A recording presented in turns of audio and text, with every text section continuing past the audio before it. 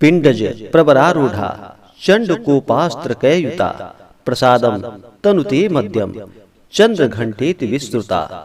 जय माता दी, जय श्री राधे कृष्ण।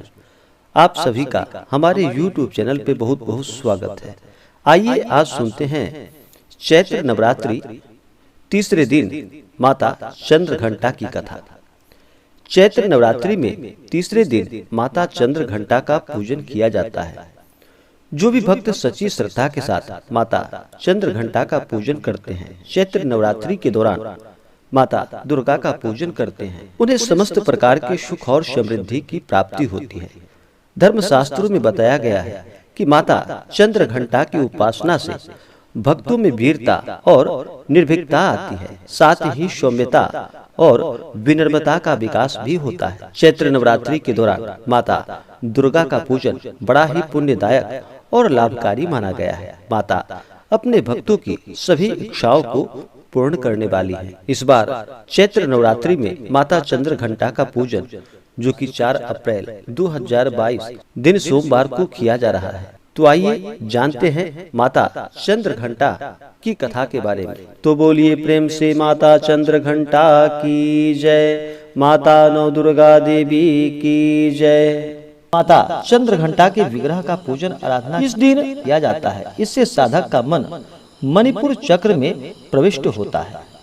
माता चंद्र घंटा की कृपा से अलौकिक वस्तुओं के दर्शन होते हैं, दिव्य सुगंधियों का अनुभव प्राप्त होता है तथा विविध प्रकार की दिव्य ध्वनियां सुनाई देती है।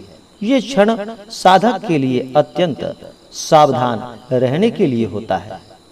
माँ का यह स्वरूप परम शांतिदायक और कल्याणकारी है। इनके मस्तक में घंटे का आकार का अर्धचंद्र है। इसी कारण से इन्हें चंद्र घंटा देवी कहा जाता है। इनके शरीर का रंग स्वर्ण के समान चमकीला है। इनके 10 हाथ है। इनके 10 हाथों में खड्ग आदि शस्त्र तथा बाण आदि अस्त्र विभूषित है। इनका वाहन सिंह है। इनकी मुद्रा युद्ध के लिए उद्यत रहने की होती है। माता चंद्र घंटा की कृपा से साधक के समस्त पाप ताप नष्ट हो जाते हैं और सभी बाधाएं विघ्न नष्ट हो जाती है। इनकी आराधना श्रद्धा फलदायी है।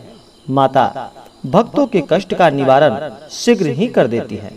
इनका उपासक सिंह की तरह पराक्रमी और निर्भय हो जाता है। इनके घंटे की ध्वनि सदा भक्तों को प्रेत बाधा से रक्षा करती है। इनका ध्यान करते ही शरणागत की रक्षा के लिए इस घंटे की ध्वनि निनादित हो उठती है। माँ का स्वरूप अत्यंत सौम्यता एवं शांति से परिपूर्ण रहता है। इनकी आराधना से वीरता निर्भयता के साथ ही सौम्यता एवं विनम्रता का विकास होकर मुख नेत्र तथा संपूर्ण काया में कांति गुण की वृद्धि होती है। स्वर में दिव्य अलौकिक माधुर्य का समावेश हो जाता है। माँ चंद्र घंटा के भक्त और उपासक जहाँ भी जाते हैं, लोग उन्हें देखकर शांति और सुख का अनुभव प्राप्त करते हैं। माँ के आराधना से शरीर के दिव्य प्रकाश युक्त परमाणुओं का अदृश्य विकिरण होते रहता है। यह दिव्य क्रिया साधारण चक्षुओं से दिखाई नहीं देती, किंतु साधक और उसके संपर्क में आने वाले लोग इस बात का अनुभव भली भांति कर लेते हैं। विद्यार्थियों के लिए माँ साक्षात विद्या प्रदान करने वाली है। वहीं देवी साधक की सभी प्रकार से रक्षा भी करती है। इस दिन चाहिए कि अपने मन वचन कर्म एवं काया को विहित विधि विधान के अनुसार पूर्णतः परिशुद्ध एवं पवित्र करके माता चंद्र घंटा के शरणागत होकर उनकी उपासना आराधना में तत्पर हो जाए। इनकी उपासना से हम समस्त सांसारिक कष्टों से विमुक्त होकर सहज ही परम पद के अधिकारी बन सकते हैं। हमें निरंतर उनकी पवित्र विग्रहों को ध्यान में रखते हुए साधना की ओर अग्रसर होने का प्रयत्न करना चाहिए।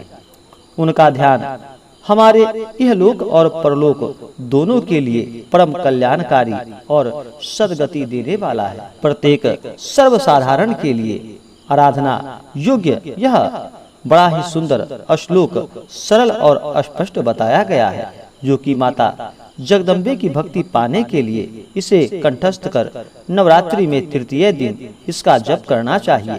इससे माता चंद्रघंटा प्रसन्न हो जाती है। माता चंद्रघंटा को नारंगी रंग अति प्रिय है। भक्त को जहाँ तक संभव हो सके पूजन के समय सूर्य के आभा के समान रंग के वस्त्र को धारण करना चाहिए। इस दिन या देवी सर्वभूतेषु मां चंद्रघंटा रूपेण संस्थिता नमस्तस्यै नमस्तस्यै नमस्तस्यै नमो नमः इस मंत्र का जप करना चाहिए।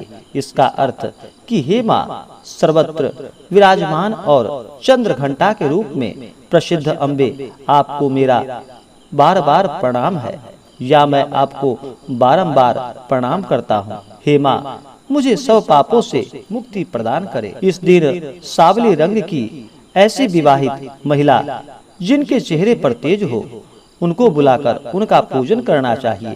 भोजन में दही और हलवा खिलाना चाहिए और फिर भेंट में कलश और मंदिर की घंटी भी भेंट करनी चाहिए। इससे भी माता प्रसन्न होती है। जो भी सच्ची श्रद्धा के साथ नवरात्रि के दौरान 9 दिनों तक माता दुर्गा की आराधना करते हैं 9 रूपों की, तो माता अवश्य ही अपने भक्तों की सभी इच्छाओं को पूर्ण करती है। तो बोलिए प्रेम से चंद्रघंटा माता की जय, नवदुर्गा देवी की जय। इसी प्रकार से जो भी भक्त सच्ची श्रद्धा के साथ नियम और निष्ठा के साथ माता चंद्रघंटा का पूजन करते हैं, नवरात्रि का व्रत करते हैं, माता दुर्गा का पूजन करते हैं, माता उनके सभी मनोकामनाओं को पूर्ण करती हैं तथा सुख और समृद्धि का आशीर्वाद प्रदान करती हैं। चैत्र नवरात्रि के व्रत में नियमों का पालन करना चाहिए। इन दिनों ब्रह्मचर्य का पालन करना चाहिए। किसी के ऊपर बिल्कुल भी क्रोध नहीं करनी चाहिए। शुद्ध और सात्विकता का पालन करना चाहिए।